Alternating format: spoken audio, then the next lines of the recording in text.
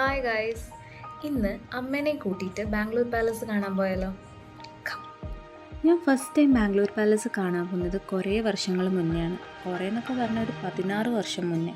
ഞാൻ first time as A tourist Bangalore വന്ന സമയത്ത് അന്ന് ടിക്കറ്റ് എടുക്കാൻ പോയിട്ട് അച്ഛനും അങ്കിളും തിരിച്ചു വന്നിട്ട് പറഞ്ഞു പെർ ഹെഡ് ടിക്കറ്റിന് 500 അവിടെ ഉണ്ടായ കുറച്ച് പേരെടുത്ത് ചോദിച്ചപ്പോൾ അവർ പറഞ്ഞു ഉള്ളിൽ അങ്ങനെ പ്രത്യേകിച്ച് ഒന്നും കാണാനില്ല, കുറച്ച് പെയിൻറ്റിങ്സും അങ്ങനത്തെ സാധനങ്ങളൊക്കെയാണ്, അപ്പോൾ പോകുന്നത് അത്ര വേർത്തല്ല തോന്നുന്നു.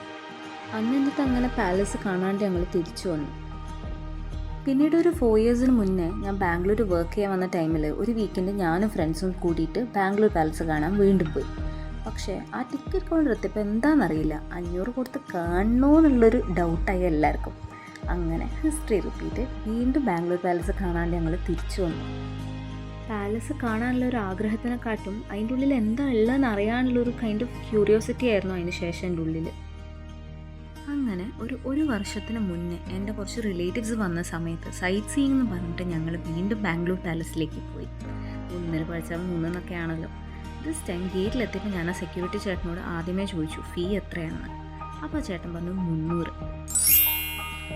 അപ്പോഴായിരുന്നു ചേട്ടൻ്റെ അടുത്ത ഡയലോഗ്, മൺഡേ പാലസ് ക്ലോസ്ഡ്.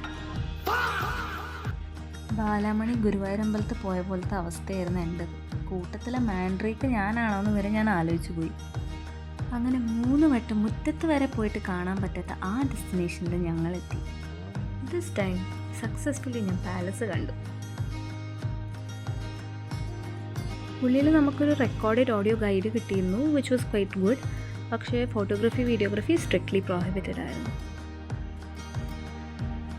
ഇനി ഇത് വേർത്താണോ എന്ന് ചോദിച്ചാൽ എൻ്റെ ചെറുപ്പം തൊട്ടുള്ളൊരു ക്യൂരിയോസിറ്റി സാറ്റിസ്ഫൈഡായി. പക്ഷെ എന്നാലും പുറത്ത് കാണുന്ന ആ ഒരു ലുക്കും എടുപ്പൊന്നും അകത്ത് പോയപ്പോൾ എനിക്ക് ഫീൽ ചെയ്തില്ല. But still I like it. അവിടുന്ന് നേരെ ഞങ്ങൾ ചർച്ച് സ്ട്രീറ്റിലുള്ള പാരഗണിലേക്ക് പോയി. ഫുഡ് മുക്കിയെങ്കിലേ നല്ല തവ ഗ്രിൽഡ് സ്ക്വിഡും നെയ്ച്ചോറും ചിക്കൻ സ്റ്റൂ ഒക്കെ കൂട്ടി ഒരു പിടി പിടിച്ചു. പിന്നെ സ്ട്രെയിറ്റ് ഹോം. ടാറ്റാ.